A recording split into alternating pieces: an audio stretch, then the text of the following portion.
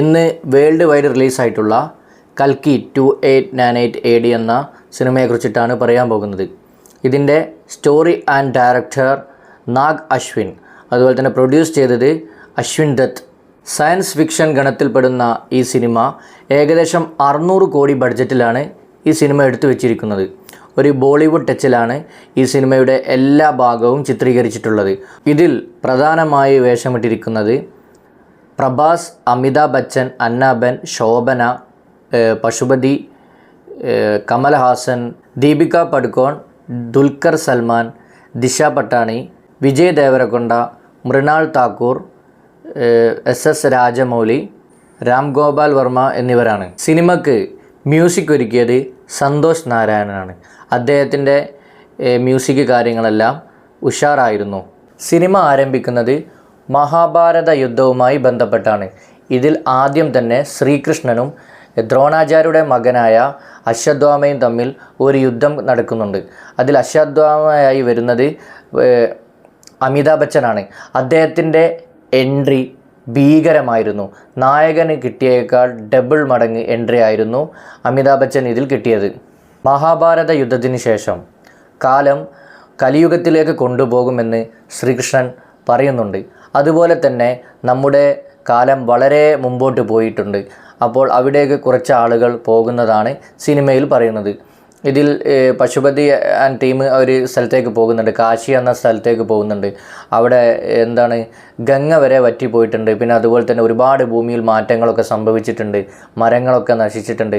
അങ്ങനെ ഒരു സാങ്കേതിക വിദ്യയുടെ ഒരു ലോകത്തേക്കാണ് സിനിമ നമ്മളെ കൊണ്ടുപോകുന്നത്. സിനിമയിൽ എനിക്ക് ഒരു പ്രത്യേക ഫീലായി തോന്നിയത് മാഡ് മാക്സ്, പിന്നെ അതുപോലെ തന്നെ ഡ്യൂൺ സിനിമയിലൊക്കെ ഒരുക്കി വെച്ച അതേ സാങ്കേതിക വിദ്യയും അതുപോലെ തന്നെ ഡെസേർട്ട് കാര്യങ്ങൾ അതിൻ്റേതായ സെറ്റപ്പ് തന്നെ അവരൊരുക്കിയിട്ടുണ്ട്. പിന്നെ അതുപോലെ തന്നെ ഭാവിയിൽ നമുക്ക് അനുഭവിക്കാൻ പറ്റുന്ന വാഹനങ്ങൾ, പിന്നെ അതുപോലെ തന്നെ എയറിൽ സഞ്ചരിക്കുന്ന വാഹനങ്ങൾ, അങ്ങനെ ഒരുപാട് പ്രത്യേകത റോബോട്ടിക് കാര്യങ്ങളൊക്കെ ഇതിൽ കാണിക്കുന്നുണ്ട്. ഇതിൻ്റെ VFX കാര്യങ്ങളൊക്കെ അടിപൊളിയായിരുന്നു. കാരണം വിദേശത്തുള്ള ആളുകൾ തന്നെയാണ് ഇതിൻ്റെ എല്ലാ വർക്കുകളും ചെയ്തിട്ടുള്ളത്. സിനിമോട്ടോഗ്രാഫി ചെയ്തത് ഒരു വിദേശ പൗരനാണ്, ഡി ജോർജാണ്. പിന്നെ അതുപോലെ തന്നെ സിനിമ എഡിറ്റ് ചെയ്തത് കൊട്ടഗിരി വെങ്കടേശ്വര റാവു എന്നിവരാണ്. സിനിമയുടെ ഛായാഗ്രഹണം എല്ലാം മികച്ചതായിരുന്നു. ഒരു ബോളിവുഡ് ടച്ചിലാണ് സിനിമ എടുത്തു വെച്ചിട്ടുള്ളത്. അതുപോലെ തന്നെ രാമായണം, പിന്നെ അതുപോലെ തന്നെ നമ്മുടെ ലോകമൊക്കെ പ്രത്യേക രീതിയിൽ തന്നെയാണ് ഇതിൻ്റെ അകത്ത് എടുത്തു വെച്ചിട്ടുള്ളത്. പിന്നെ അതുപോലെ തന്നെ ഇതിൽ ശംബാല എന്ന് പറഞ്ഞൊരു പ്രത്യേക ഗ്രാമം കാണിക്കുന്നുണ്ട്. നല്ല ആളുകളുടെ ഗ്രാമമായിട്ടാണ് ഇതിൽ ശംബാല ചിത്രീകരിച്ചിട്ടുള്ളത്. അവിടുത്തെ ഒരു പ്രധാന അംഗമാണ് നമ്മുടെ ശോഭന. പിന്നെ അതുപോലെ തന്നെ പശുപതി. അങ്ങനെ ശംബാലയുടെ ഒരു റിബൽ ഓഫ് വാരിയറാണ്, റിബൽ ഓഫ് ശംബാലയാണ് നമ്മുടെ പശുപതിയൊക്കെ വരുന്നത്. പിന്നെ അതുപോലെ നമ്മുടെ മലയാളത്തിൽ നിന്നും അന്നാബന് വരുന്നുണ്ട്. അവരുടെ ഒരു റോള് കൈറ എന്ന റോളായിട്ടാണ് വരുന്നത്. അവരുടെ റോള് കാര്യങ്ങളൊക്കെ മികച്ചതായിരുന്നു. നല്ല കയ്യടി കാര്യങ്ങളൊക്കെ കിട്ടിയിരുന്നു. പടത്തിൽ നമ്മുടെ നായകൻ പ്രഭാസിന് കുറേ കാര്യങ്ങളൊക്കെ ചെയ്യാൻ പറ്റുമായിരുന്നു. എന്നിരുന്നാലും അദ്ദേഹത്തിൻ്റെ ഇൻട്രോ, പിന്നെ അതുപോലെ തന്നെ അദ്ദേഹത്തിനെ ഇങ്ങനെ പൊക്കിയടിക്കുന്ന കാര്യങ്ങൾ മാത്രമാണ് സിനിമയിലുണ്ടായിരുന്നത്. അദ്ദേഹത്തെക്കാട് കൂടുതൽ സ്കോർ ചെയ്തിട്ടുള്ളത് നമ്മുടെ അമിതാഭ് ബച്ചൻ തന്നെയാണ്. അമിതാഭ് ബച്ചൻ്റെ ഓരോ ഭാഗവും നല്ല മികച്ചതായിരുന്നു. റിബൽ സ്റ്റാർ പ്രഭാസിന് സിനിമയിൽ വലിയൊരു റോള് കാര്യമൊന്നുമില്ല. അദ്ദേഹം ഭൈരവ എന്ന ക്യാരക്ടറുമായിട്ടാണ് വരുന്നത്. പക്ഷേ അദ്ദേഹം ചെയ്തു വെച്ച കാര്യങ്ങളൊന്നും ഒരു സിനിമയിൽ വലിയൊരു ഇമ്പാക്റ്റ് ഉണ്ടാക്കാനായിട്ടില്ല. കാരണം അദ്ദേഹത്തെ കൊണ്ട് എല്ലാ കാര്യങ്ങളും ചെയ്യാൻ പറ്റും, ബാക്കിയുള്ളവരെ കൊണ്ടൊന്നും പറ്റൂല എന്നുള്ള ഒരു കുറേ ഡയലോഗ് കാര്യങ്ങളൊക്കെ അവിടെ ഇവിടെ കാണാൻ ഇടയായി. പക്ഷേ അതൊക്കെ കാണുമ്പോൾ ഭയങ്കര ക്രിഞ്ചായി തോന്നി. കാരണം നമ്മളൊരു സിനിമ കാണാൻ പോയതാണല്ലോ. അപ്പോൾ അദ്ദേഹത്തെ ഇങ്ങനെ പൊക്കിയടിക്കുന്ന കുറേ സീന് കാര്യങ്ങളൊക്കെ കണ്ടു. അദ്ദേഹത്തിൻ്റെ ശക്തി കാണിക്കുന്നുണ്ട്, എല്ലാം കാണിക്കുന്നുണ്ട്. പിന്നെ അദ്ദേഹത്തിൻ്റെ നായികയായി വരുന്നത് ദിശ പട്ടാണിയാണ്. പിന്നെ അതുപോലെ തന്നെ ദീപിക പടുക്കോൺ വരുന്നുണ്ട്. അവരുടെ പേര് സുമതി എന്ന റോളുമായിട്ടാണ് വരുന്നത്. മലയാളത്തിൽ നിന്നും ദുൽഖർ സൽമാൻ്റെ ഒരു മാസ് എൻട്രി ഉണ്ടായിരുന്നു. അദ്ദേഹം ഭൈരവയുടെ ഒരു ഗാർഡിയൻ ഓഫ് ഭൈരവ, അങ്ങനെ ആ റോളിലാണ് വരുന്നത്. അതുപോലെ തന്നെ അദ്ദേഹത്തിൻ്റെ എൻട്രി കാര്യങ്ങളൊക്കെ മികച്ചതായിരുന്നു. പിന്നെ കൂടുതൽ ഡയലോഗ് കാര്യങ്ങളൊന്നും ഇല്ലായിരുന്നു. പിന്നെ അതുപോലെ തന്നെ നമ്മുടെ പുരോഗമന നാട്ടിൽ അതുപോലെ തന്നെ ഒരുപാട് പുരോഗമിക്കുന്ന ഭാവിയിൽ നമ്മുടെ രാജ്യത്തിൻ്റെ ഗതിയും അതുപോലെ ലോകത്തിൻ്റെ ഗതിയൊക്കെ ഇതിൽ വളരെ മികച്ച രീതിയിൽ കാണിക്കുന്നുണ്ട്. ഇതിലൊരു ഡയലോഗ് കാര്യങ്ങളൊക്കെ പറയുന്നുണ്ട്. പാപം കഴുകി ഗംഗയുടെ ജലം വരെ വറ്റിപ്പോയി എന്നുള്ളൊരു ഡയലോഗ് കാര്യങ്ങളൊക്കെ പറയുന്നുണ്ട്. അതൊക്കെ ഉഷാറായിരുന്നു. ഗംഗാനദി വറ്റി വരേണ്ട ഒരു സീന് കാണിക്കുന്നുണ്ട്.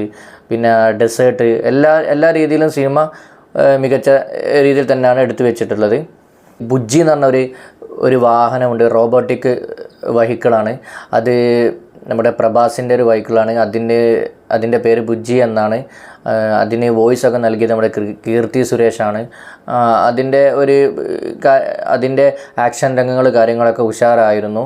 പക്ഷേ സിനിമയിലേക്ക് വരുമ്പോൾ ഇങ്ങനത്തെ വലിയ സാങ്കേതിക മികവ് കൊണ്ട് മികച്ച രീതിയിലാണെങ്കിലും ഒരു സ്റ്റോറി ബേസ്ഡ് ഒന്നും റിലേറ്റ് ചെയ്യാൻ തോന്നിയിട്ടില്ല. പിന്നെ അതുപോലെ തന്നെ നമ്മളെ കമലഹാസൻ ഇതിൽ സുപ്രീം എന്ന് പറഞ്ഞ റോളായിട്ടാണ് വരുന്നത്. അദ്ദേഹത്തിൻ്റെ റോള് ഭയങ്കര ഒരു ഉഷാറായിരുന്നു. കാരണം ഒരു വെറുപ്പിക്കാത്ത രീതിയിൽ അദ്ദേഹം വരുന്നു, നല്ലൊരു വില്ലനിസം കാണിച്ചു പോകുന്നു. അദ്ദേഹം ലാസ്റ്റിലേക്കൊക്കെ വരുന്നുണ്ട്, ഇനി റിവെഞ്ച് ചെയ്യുന്നുള്ള ഒരു രീതിയിലേക്കാണ് അദ്ദേഹം വരുന്നത്. അദ്ദേഹം പിന്നെ അദ്ദേഹത്തിൻ്റെ ഡയലോഗ് കാര്യങ്ങളൊക്കെ ഉഷാറായിരുന്നു. അദ്ദേഹത്തിൻ്റെ ഒരുക്കി വെച്ച മേക്കപ്പ് കാര്യങ്ങളൊക്കെ വളരെ അടിപൊളിയായിരുന്നു. ഒരു വില്ലൻസത്തിൻ്റെ ഒരു ഫീൽ തന്നെ അദ്ദേഹത്തെ കാണുമ്പോൾ തോന്നി. സെക്കൻഡ് പാർട്ടിൽ അദ്ദേഹത്തിൻ്റെ ഒരു മികച്ച വില്ലനിസം തന്നെ നമുക്ക് കാണാൻ പറ്റിയേക്കാം. മികച്ച തിയേറ്റർ അനുഭവം ഫീൽ ചെയ്യണമെങ്കിൽ ഈ സിനിമ തിയേറ്ററിൽ തന്നെ പോയി കാണേണ്ടതുണ്ട്. ഈ സിനിമ OTTയിൽ വന്നാൽ എത്രത്തോളം വിജയകരമാവുമെന്ന് പറയാൻ പറ്റില്ല. പക്ഷേ തിയേറ്ററിൽ പോയി കണ്ടാൽ നമുക്ക് പൈസ വസൂലാവും. അതിനുള്ള എല്ലാ കാര്യങ്ങളും ഇതിലൊരുക്കി വെച്ചിട്ടുണ്ട്. അപ്പോൾ നമ്മൾ ഈ സിനിമക്ക് കൊടുക്കുന്ന റേറ്റിംഗ് 5/3. ഇതിൻ്റെ സെക്കൻഡ് പാർട്ട് നമ്മൾ വെയിറ്റ് ചെയ്യുന്നുണ്ട്. കമൽഹാസൻ്റെ മാസ് ഇൻട്രോ കാര്യങ്ങളൊക്കെ സെക്കൻഡ് പാർട്ടിലുണ്ടാവും. അദ്ദേഹത്തിൻ്റെ വില്ലൻസൊക്കെ പ്രധാനമായി എടുത്ത് കാണിക്കും.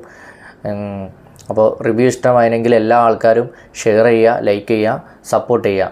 ഓക്കെ, ഇതോടുകൂടി നമ്മൾ റിവ്യൂ ഇവിടെ അവസാനിച്ചിരിക്കുന്നു.